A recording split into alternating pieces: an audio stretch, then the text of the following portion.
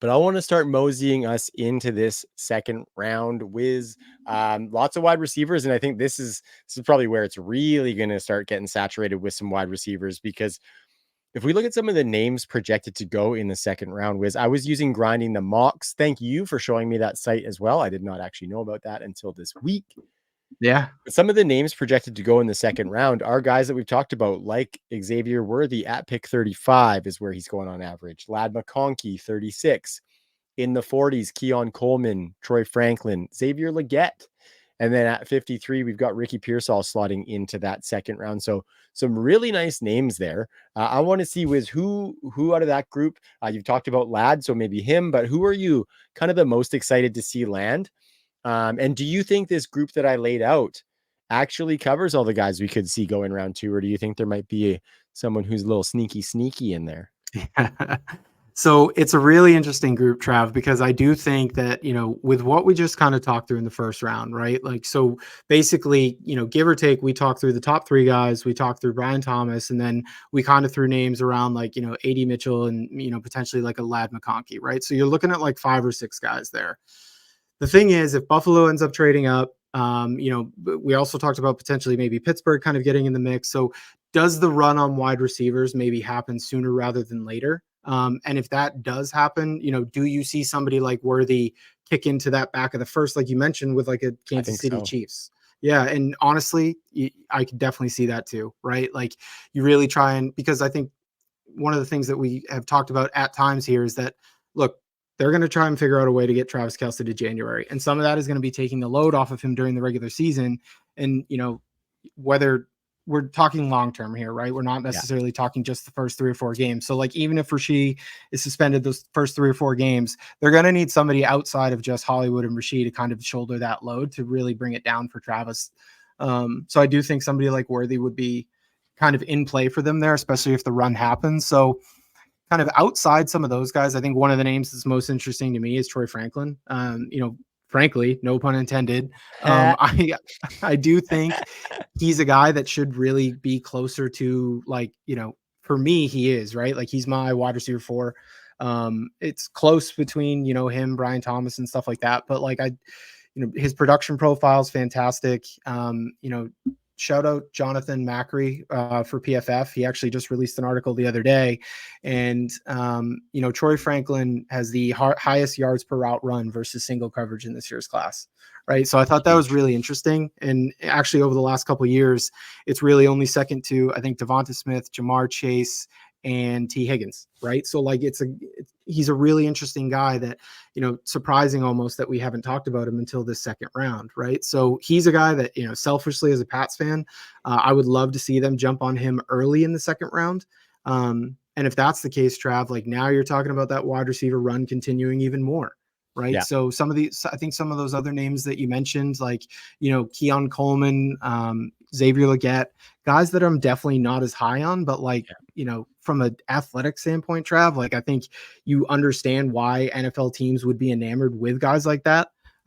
Those production profiles make me a little bit nervous. And then, Ricky Pearsall is a really interesting name because he's another like film versus analytics guy almost. The production in college wasn't super great, but like, Matt Harmon just released his reception perception on him. Brett Whitefield loves him, right? Like, so, and those are 2 awesome guys. So I definitely think those names are all in play for the second round. Trav, we're talking, if we talk 5 or 6 in the first round, there's legitimately like 5 that could go in the second round. We could be seeing like 10 wide receivers in the first 60 picks. Well, 64. And I think what you said there, when that run happens in the mid to late first round, I think we're going to get another fat run in the second, right? Yeah. I love all that stuff you said. I think Worthy and McConkey, probably first round picks. Keon Coleman, A.D. Mitchell, liable to go in the first round. Legette and Pearsall, I don't think so necessarily. But kind of like you, Wiz, I'm kind of excited to see the Legette and the Coleman because we don't love their production profiles necessarily coming out of college. But the landing spot that they get could make me start to sing a little bit of a different tune because I do like a nice big alpha wide receiver that's producing. And so if a team that we like could take one of those guys and turn them around, I would definitely be looking a little bit more into the Coleman and Legette. So what I was saying there is that I think if we were to see kind of the Franklin, the Worthy, McConkey, maybe even AD and Coleman go in the first round, teams who were thinking, okay, I'm going to get my wide receiver in the second round might just be like, okay, I'm still going to get my wide receiver in the second round, right? And I Yep. think some of these guys could be worth it. I'm looking at guys like Roman Wilson, Jermaine Burton. I know Yep. you love you. Some Javon Baker, Yep. Wiz, as guys who Love could me some push up Javon. into that second round. Now, Yep. I'm not sure top 50 picks necessarily, but that first round run could dictate a lot for the second round. So, what do you think about those guys, Roman, Jermaine Burton, and potentially your boy Javon Baker sneaking up into the second? Yeah. So look, Trav, I think one of the things with it's really going to be interesting to see how the first plays out because I think that's going to dictate some of the second. And I think it really could push. I think landing spots is a really important point to make with this group, right? I think there's all for me a lot of these second round wide receivers outside of like the top of the second round. So like once you get to like Coleman, Franklin, Leggett, Pearsall, even Baker to a certain degree, Jermaine Burton. Like I don't want to say they're all in the same tier because I do think there's a couple guys that are elevated within that tier.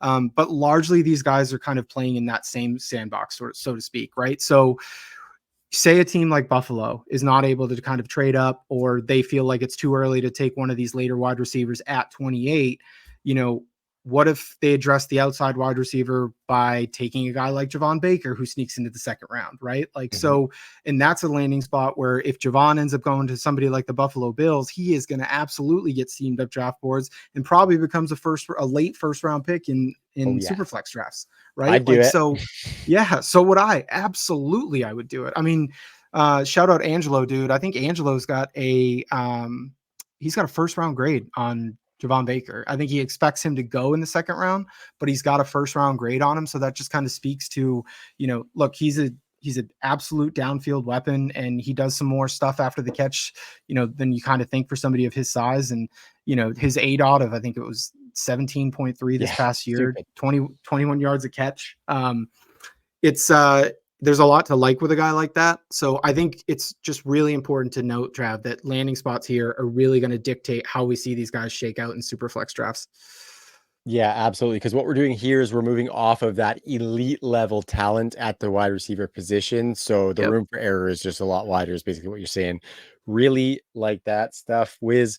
And yeah, I think it's just gonna be it's gonna be a juicy little second round for the wideouts. And I like how you said the first round is gonna dictate because some of those teams we talked about in the first round might just hold off on wide receiver in the first because they have that shot at the guy in the second round. And I think if the Bills were to go for that guy in the second round, even a move up in the second from their 60th overall pick is going to cost them a lot less than moving up from that 28. So while they look hamstrung, they could be a little bit more on the wiggle room side to play with that first round pick than it appears. So